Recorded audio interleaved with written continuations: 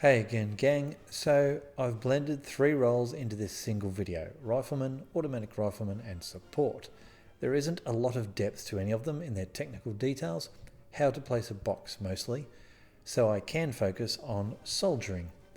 In this game, soldiering is about survival and patience, with the occasional NCO yelling at you, as it should be.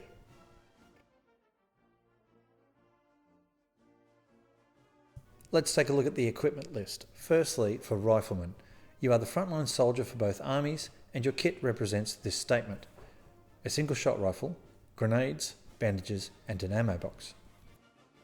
The Allies have the M1 Garand, that's how it's pronounced, a 30-06, I think it's pronounced that way, caliber semi-automatic rifle that was the standard US service rifle in World War II and Korea. There were approximately 5,468,772 built. Here's a quick look at its shooting.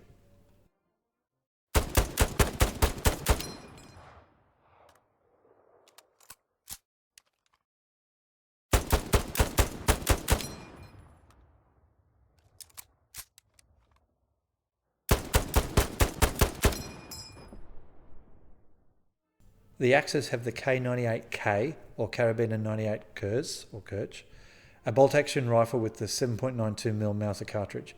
It was the primary German service rifle until the end of the war, and it does continue today to be used around the world in various conflicts. Can't believe that. There were approximately 14,600,000 of these built, and here's what it sounds like and looks like when shooting.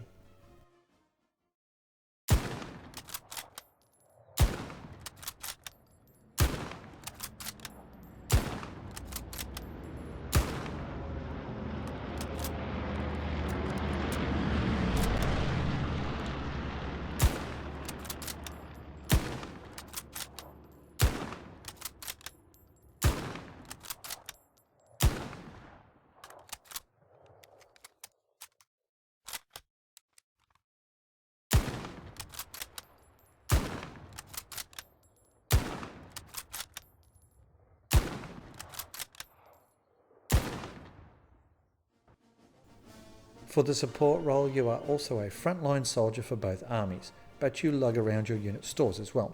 Your kit is therefore the same as the Rifleman, with the exception of swapping ammo for supply.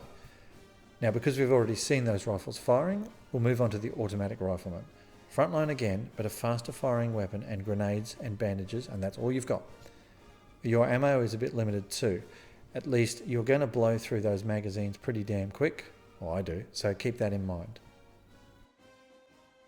The Allies get the M1918A2 Browning automatic rifle, or BAR. It's an automatic rifle with the 30-06 cartridge and was designed in 1917. The weapon was to be used during assault advances while supported by a sling over the shoulder or fired from the hip. It was eventually replaced in the late 1950s with the M60, if that gives you an idea of what it was like. There were about 249,000 of the A2 variant built, and here's a look at one now.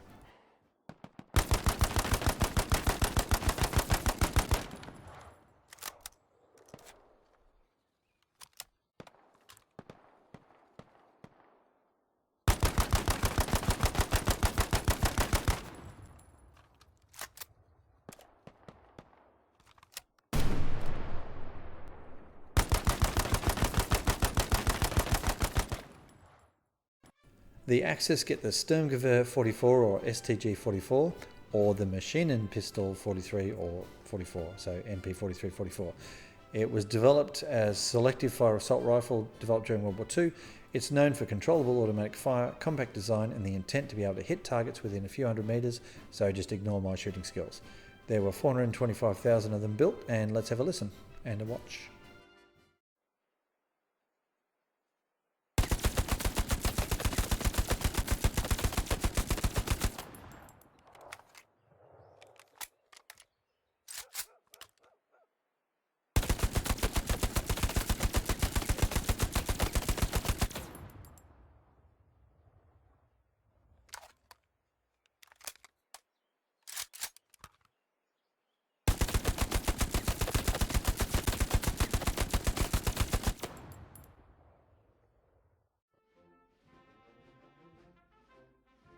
You have one job.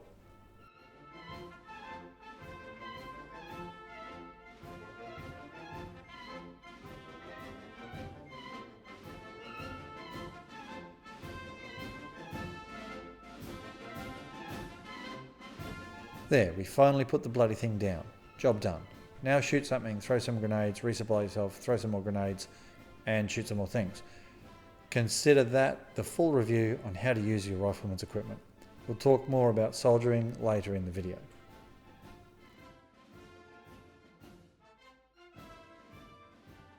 Ever wanted to be a logistician but were too afraid of your counting skills? Well, in this game there are no blankets for you to count. All you need to do is drop a box when told to.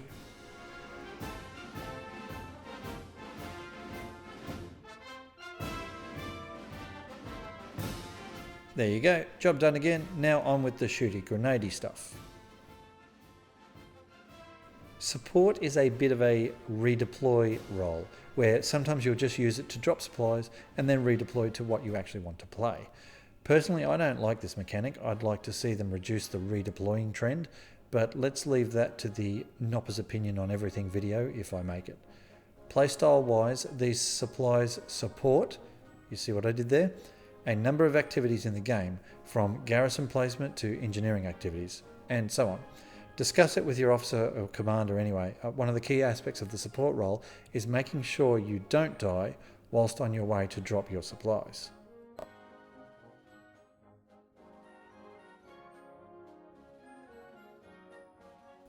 Also known as the Fancy Pants Rifleman, I just made that up but it sounded good. My advice on this role regarding weaponry is to use it similar to the assault role, just have a look at my previous video on that, although you don't get smoke grenades of course. One of the real challenges is hitting anything at range, as you can see here, but you should always be at the front line working with your squad to engage and neutralise enemy. If you can do that with a bit of fire and movement and suppressive fire, then you're probably doing it right.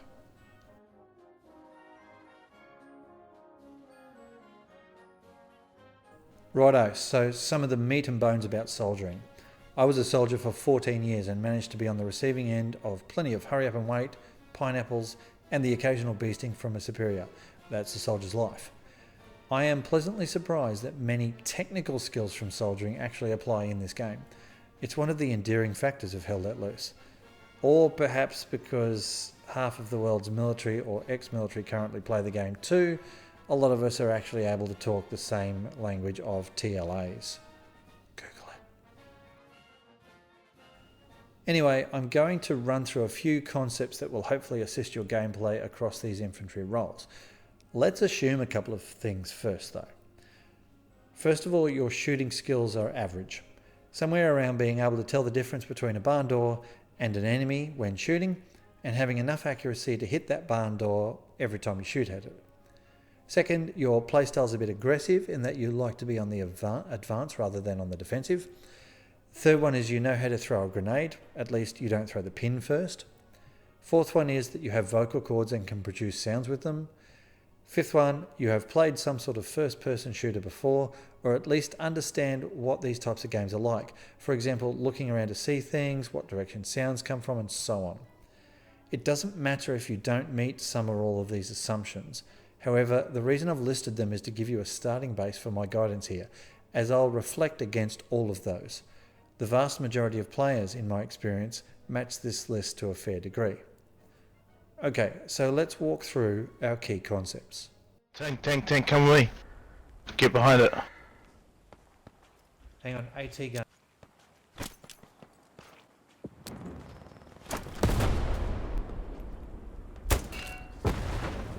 Got it.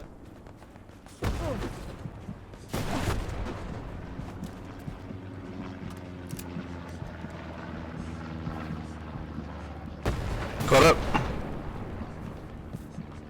Did you get it, dude? Yeah, hang on, I can't get out there because the fucking tank's still shooting. I got the guys on it, both of them. Behind us.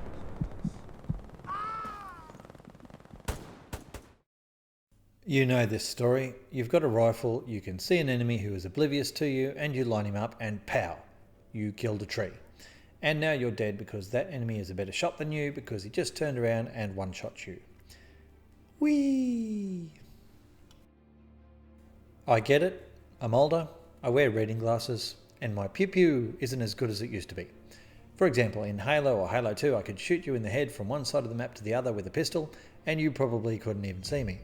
Now I can barely even see the PC in front of me. I find in Hell Let Loose that I do well with the submachine guns, but I'm, wait for it, hit and miss with the rifles. So how the hell do you remedy this? Your individual ability to shoot accurately comes with practice, learning your weapons, hand-eye coordination of course, and mouse manipulation. You are in charge of the first three. As for number 4, if you don't already have one, I recommend trying to get yourself a mouse that has the functionality to change the DPI with a button click. An example is the Logitech G502, which I use. And on mine I have a normal setting of 3000 DPI, and I can switch to a 600 DPI setting when I need accuracy at range. You could also bring your DPI down to 2000, 2500 for general gameplay. It'll give you a little bit more accuracy if you don't have that type of mouse like the G502. It will give you more precision over range at the expense of super fast turning at close range, I guess. It's a bit individual this one, but you should try different options and actually play around with these settings to see how you can improve your accuracy in that very simple way. What is actually more important is your playstyle itself. Are you running around looking for kills, or are you working with your squad? You should never die alone, and a lot of folks, myself included, are sometimes guilty of this. You are running across an open field with a single shot rifle, and suddenly the enemy opens up on you. Your combat effectiveness is about as useful as a wet sock. This game is very unforgiving for those who don't use cover or at least concealment to advance or defend.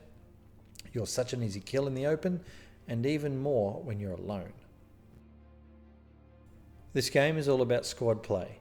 You need to shift across to a playstyle where your weapon is part of a collective that suppresses the enemy, that provides cover for teammates moving forward, or that is used in a collaborative way so as to enable the squad to succeed, and not just be individuals. I legit watched a scene play out recently where one enemy was shooting at 7 of our team or so, and all of our teammates were hiding behind various cover. Not a single person shooting back. Surely there was one good shot amongst them, right? I ran in, I started shooting at the enemy, I suppressed the enemy, and suddenly we were able to advance and kill him. Holy shit, what a concept, eh? Your focus should be on working with your squad to pound the enemy all the way back to Berlin or Washington or wherever the hell they need to be pushed back to. In squad focused play, where your squad uses their weapons to support each other's actions, you'll find that the kills will come more readily. Enemy are much easier to kill when someone else is distracting them with a bullet or 20, if they're not shooting back at you personally. You can probably take a moment to aim better. You won't always get the individual kill, but it'll even out across your squad. Specifically on aggression, what I mean here is that I push forwards too often, I run across open fields too much, I don't use terrain to my advantage enough, or I push the exact same way and die over and over, and so on. And I do it without my squad. Or I keep pushing the same line because eventually I'll beat that guy who's shooting me because I'm a good player, right? Well, with Rifleman and support, you just don't have the right weapon to do this sort of stuff unless you're Vasily Zaitsev or something, and the Automatic Rifleman runs out of ammo and shoots like a shotgun anyway. Slow down your gameplay a bit and work with others, and you'll probably die a little bit less. These points lead us into the communication conversation, my favourite. You literally cannot do any of it if you aren't communicating. That doesn't mean you need to engage your mouth in overdrive. For the dads out there, some folks are like fucking Chattermax from Bluey. Oh my god. This is not where you want to be. You may not even say much at all so long as someone is communicating and you're working with them. But it really doesn't hurt to just pass on information in proximity chat when necessary.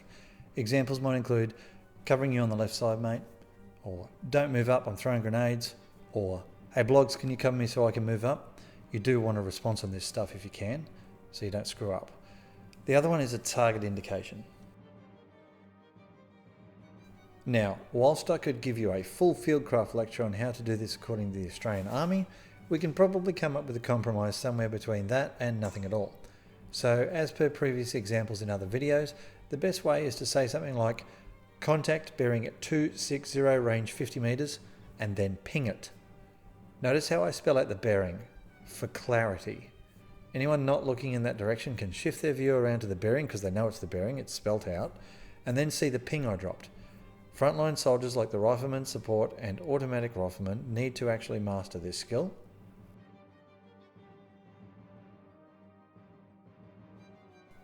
If you can't grenade very well, either practice or stop grenading.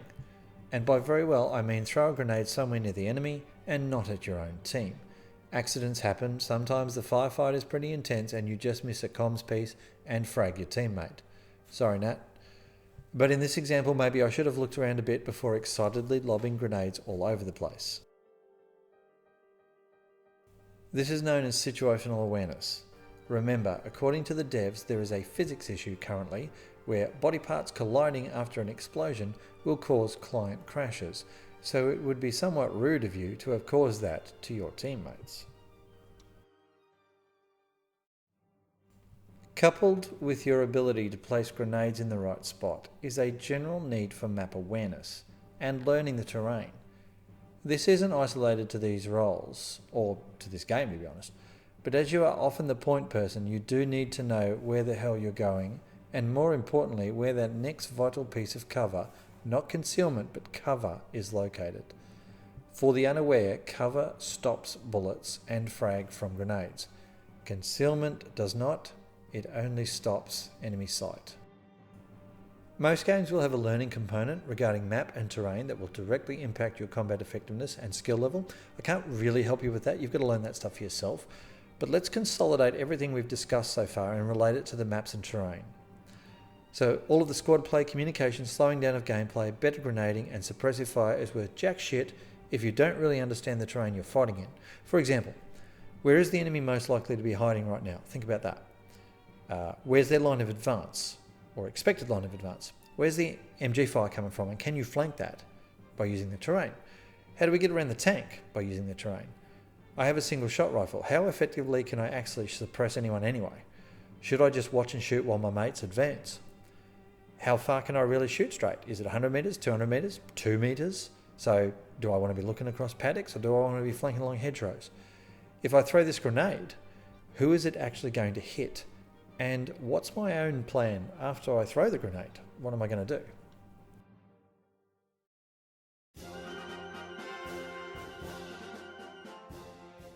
I could give you another 500 questions to consider here, but you hopefully get the drift.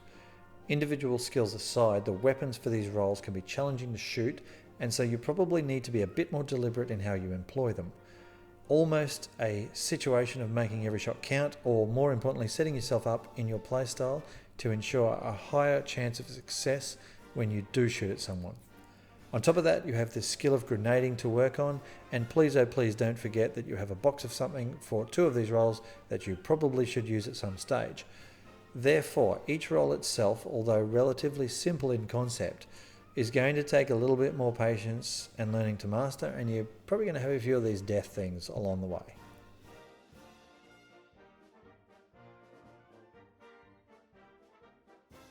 I'll now leave you with a wee bit of random combat footage of soldiering with these roles. Clearly I've used the less sucky footage from my gameplay, but keep in mind the concepts I've delivered here when watching how I go about my business. I'll drop comments on the screen at useful points of note. Happy soldiering.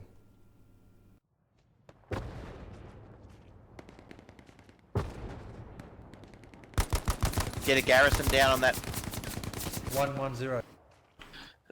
Iron, on the road, there's a dude at the logs. Drop your ping. My pick.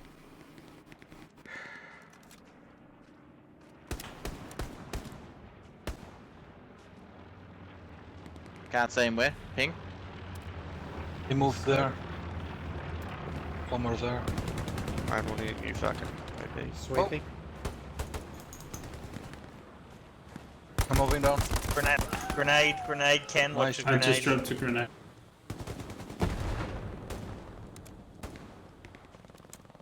OP spotted. Come on, go. OP down. Nice.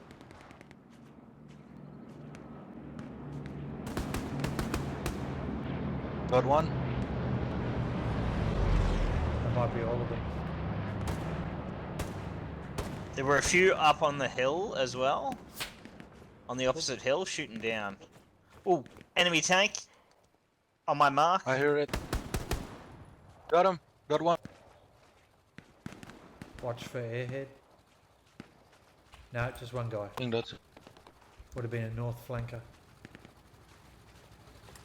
On my ping. Whoever's still here.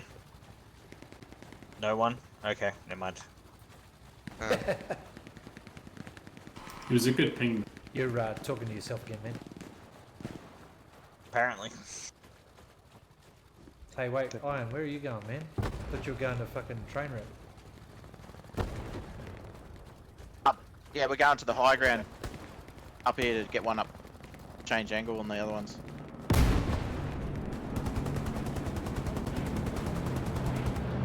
What shot you?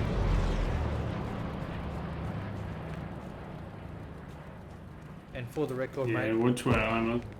for the record, Wait. I left the army so I didn't have to run up hills like this. Yeah, they're still up there, boy. Try to get up. Got one here. Got fucking snap. Once we get up and we get this clear, we're gonna go push deep on the boundary line, straight into the back of them.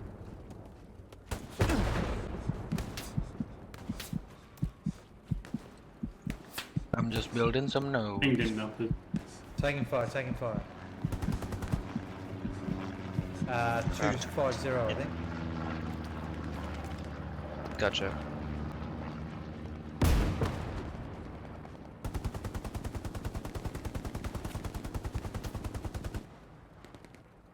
Not seen. Coming in on the garrison. So they're in Golf 8, keypad 3. They're up on that high, that knoll that we One took. down.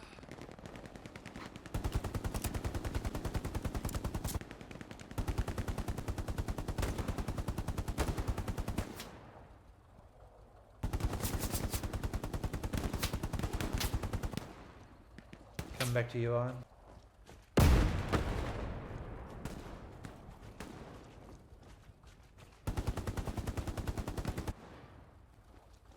I have to build this on the road.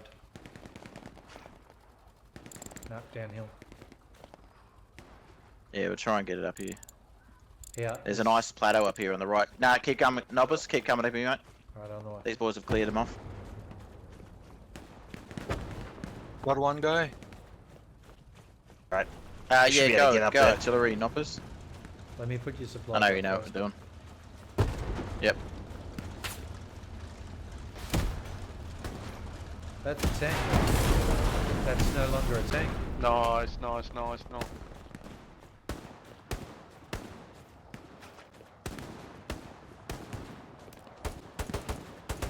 Well, they saw me. Avoid shooting unless you can definitely hit them.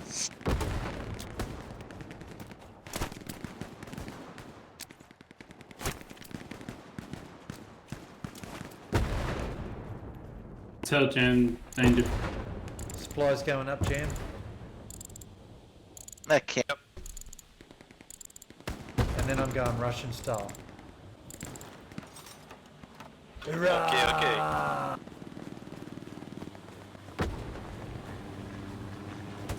For the motherland!